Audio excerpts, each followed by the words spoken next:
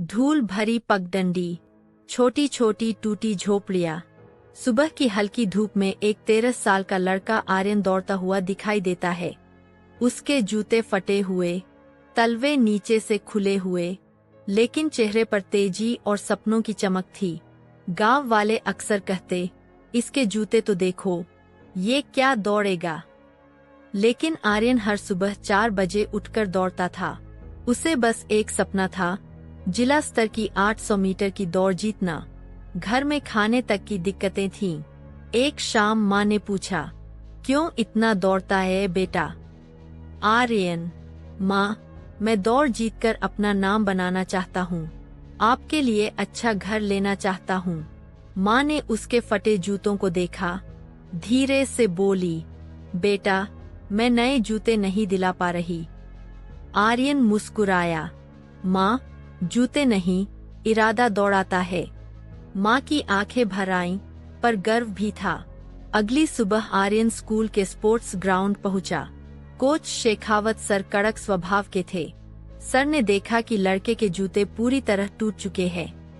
वे बोले, इस हालत में कोई ट्रेनिंग नहीं कर सकता। आर्यन शांत खड़ा रहा, धीरे से बोला, सर, मैं छोड़ना नहीं चाहता, मुझे बस एक मौका दे दीजिए।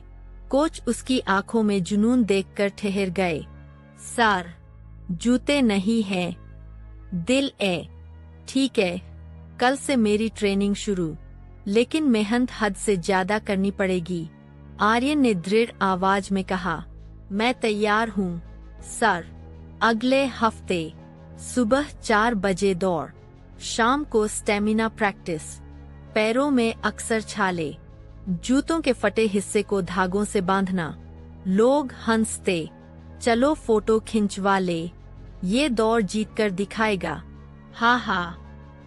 लेकिन आर्यन हर मजाक को अपनी ताकत बना लेता।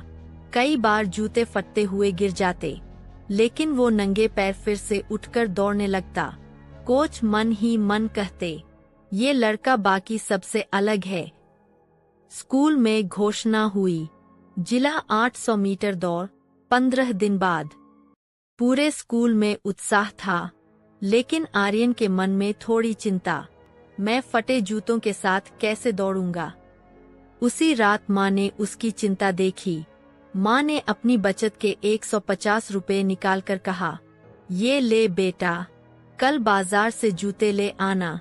आर्यन रो पड़ा, माँ, ये आपकी दवाई के पैसे हैं। माँ मुस्कुराकर बोली, तेरी जीत मेरी दवाई है।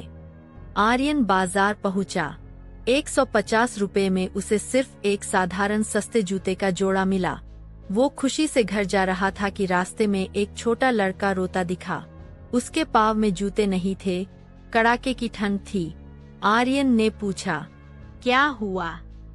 बच्चा बोला, मेरे पास जूते नहीं, स्कूल जाना पड़ता है। आर्यन कुछ देर खड़ा रहा, फिर बिना सोचे अपने नए जूते उस बच्चे को दे दिए। बच्चा खुशी से चमक उठा।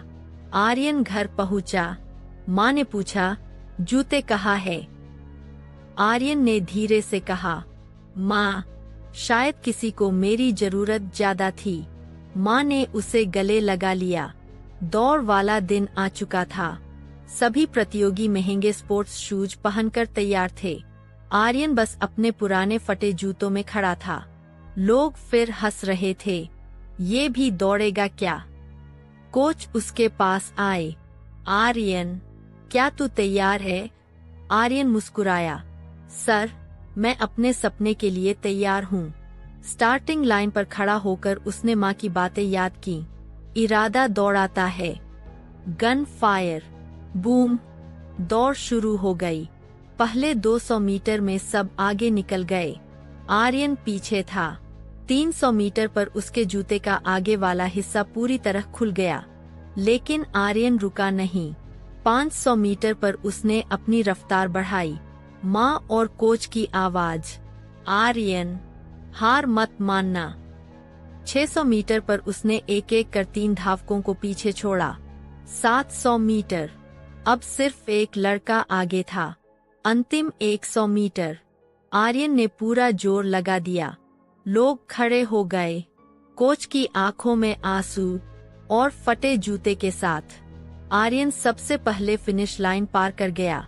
पूरा मैदान तालियों से गूंज उठा। जब आर्यन को गोल्ड मेडल दिया गया, लोगों की हंसी अब सम्मान में बदल चुकी थी। डीएम ने पूछा, तुम्हारी सफलता का राज क्या है? आर्यन ने मुस्कुराकर कहा, सपने बड़े रखो, जूते छोटे भी हों तो चल जाएगा। माँ दूर खड़ी रो रही थी। आर्यन दौड़कर माँ को गले लगाया।